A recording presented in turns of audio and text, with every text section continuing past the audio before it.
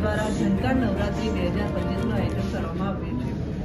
આ જે લિંબાયત વિસ્તારમાં અત્યાર સુધી એક નાના ભાઈ સપના પાન સેન્ટર ખાતે જે નવરાત્રી ચાલતી હતી, તો 2-3 વર્ષથી વિચારતી હતી કે આપણે મોટા પાયે નવરાત્રીનું આયોજન કરીએ। ના આપણા વિસ્તારના જ નહીં પણ આખા પૂરા સુરત શહેરના પણ લોકો ત્યાં આવીને ગરબા રમે અને સાથે સાથે ગરબાનું આયોજન કરે અને સારા એવા ટ્રેડિશનલ વેશભૂષા કરીને આવે, એવી રીતે આ આયોજન અમે કર્યું છે। સાથે સાથે આ નવરાત્રિમાં ગરબામાં તમે જુઓ તો આ દિવ્યાંગ જે ખેલૈયાઓ છે એ પણ ત્યાં હાજર રહેવાના છે।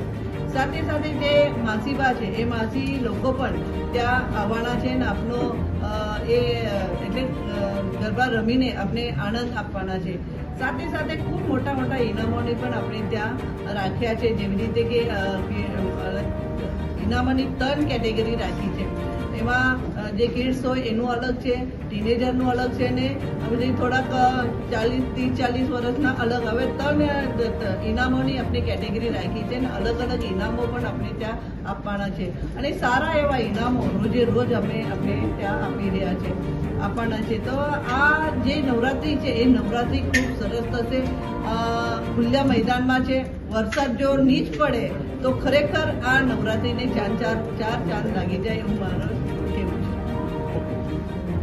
કે લિંબાયતમાં પણ નવરાત્રીનું આયોજન થાય અને સુરત શહેરમાં ઘણી જગ્યાએ અલગ અલગ વિસ્તારમાં મોટી નવરાત્રીની ઇવેન્ટ થતી જ હોય છે, પણ લિંબાયતમાં કેટલા પરિવાર એવા છે જે લોકો પોતાના બાળકોને બહાર મોકલતા નથી, ખાસ કરીને છોકરીઓને।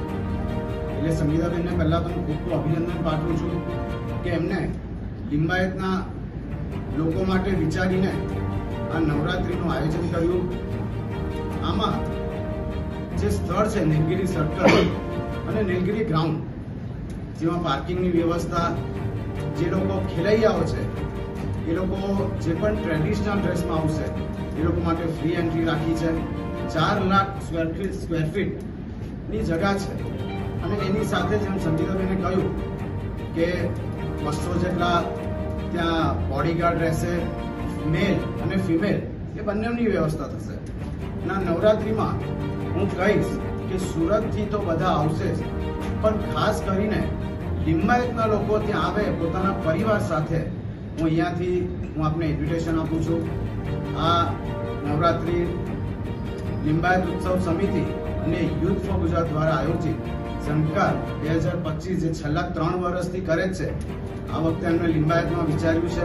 હું એમને અભિનંદન પાઠવું છું અને આ નવરાત્રિ આગળ પણ કરતા રહે એવી શુભકામના।